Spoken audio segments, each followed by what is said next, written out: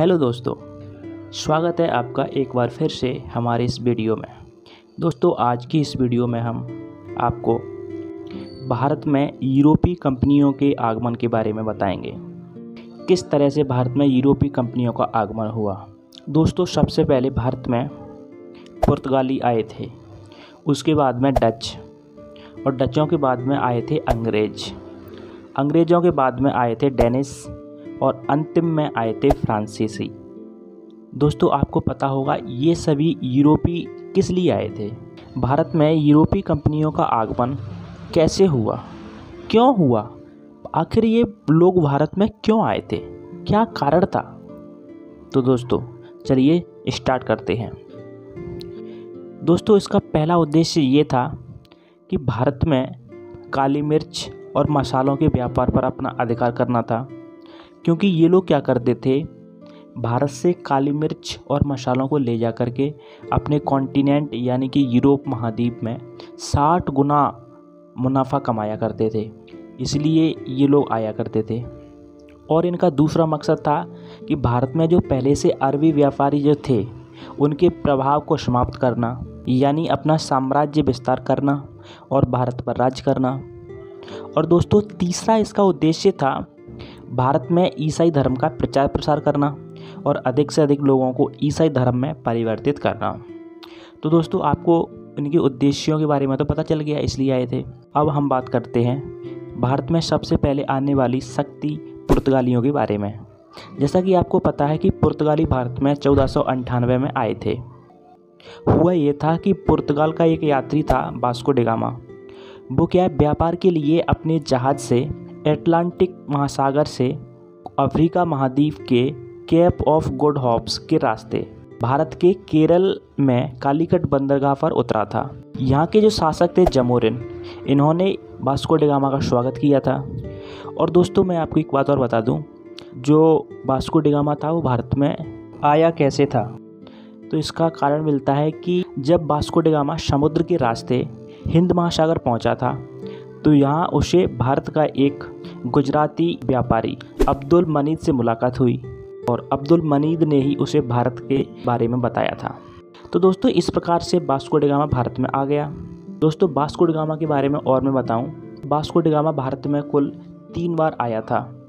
सबसे पहले वो 1498 में आया था, और उसके बाद आया था 1502 में, और उसके बाद में 1524 में भारत आया था। लेकिन 1524 के बाद वह वापस नहीं लौट पाया, क्योंकि यहीं पर उसकी 1524 में ही मृत्यु हो गई थी। इसलिए दोस्तों, आज भी वास्को डी गामा की जो कब्र है केरल में बनी हुई है।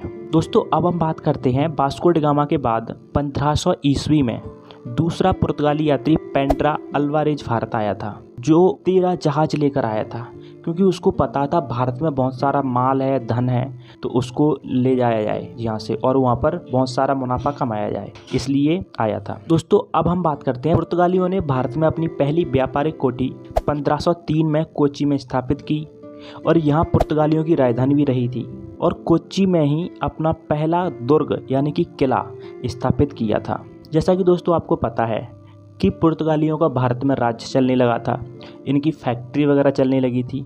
तो क्या हुआ था, इनका गवर्नर जनरल आया था फ्रांसिस्को डी अल्मोड़ा, जो पुर्तगाली गवर्नर था।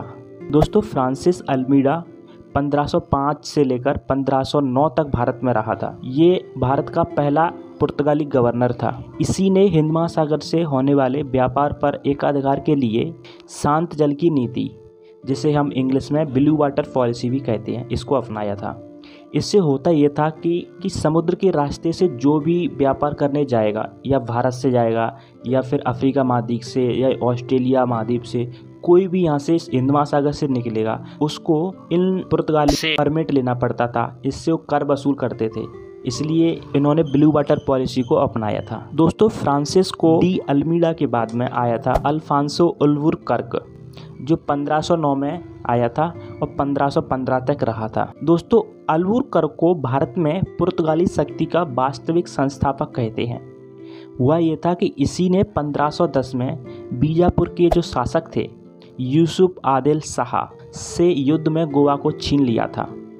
और दोस्तों, इसने सती प्रथा पर रोक लगाई थी और अपनी सेना में भारतीयों को भर्ती किया था और पुर्तगाली पुरुषों को भारतीय महिलाओं से शादी करने के लिए भी अनुमति दी थी। इससे होता यह था कि पुर्तगाली पुरुषों की शादी भारतीय महिलाओं से करा दी जाती थी, जिससे उनकी संख्या बढ़ सके, उनका साम्राज्य विस्तार हो सके। इसलिए उल्बुर्कर्क ने पुर्तगाली पुरुषों को भारतीय महिलाओं से शादी करने के लिए आदेश दिया था। उल्बुर्कर्क ने ही अल्मीड़ा की जो ब्लू वाटर पॉलिसी थी उसको समाप्त कर दिया था। दोस्तों, अब इसके बाद में आया था नूनो डी कुना, जो 1529 से लेकर 1538 तक रहा था। इसने 1530 में कोच्चि के स्थान पर गोवा को पुर्तगालियों की राजधानी बनाया था। दोस्तों, 1579 में भारत के पूर्वी भाग यानी कि पूर्वी तट पर वे मद्रास के सेंट टोमे नामक स्थान पर अपना अधिकार कर चुके थे। और बंगाल के इलाके में बात करें तो बंगाल में हुगली और चटगांव में अपना अधिकार करने में सफल रहे थे। और दोस्तों, पश्चिमी तट की बात करें तो पश्चिमी तट पर वसीन और दीव में कोठियों की स्थापना की थी। 1661 में पुर्तगाली राजकुमारी कैथरीन का विवाह ब्रिटेन के सम्राट चार्ल्स द्वितीय से हुआ और मुंबई उनको दहेज में मिली थी। दोस्तों, आज भी भारत में पुर्तगालियों की बहुत सारी देन हैं। भारत में प्रिंटिंग प्रेस, तंबाकू की खेती, अल्फांसी आम और काजू और भवन निर्माण की जो गौथिक कला है वो पुर्तगालियों की ही देन है। तो दोस्तों, आशा करता हूँ कि आपको हमारा ये वीडियो पसंद आया होगा। अगर पसंद आया है तो वीडियो को लाइक, शेयर और चैनल को ज़रूर सब्सक्राइब करें। Thank you for watching.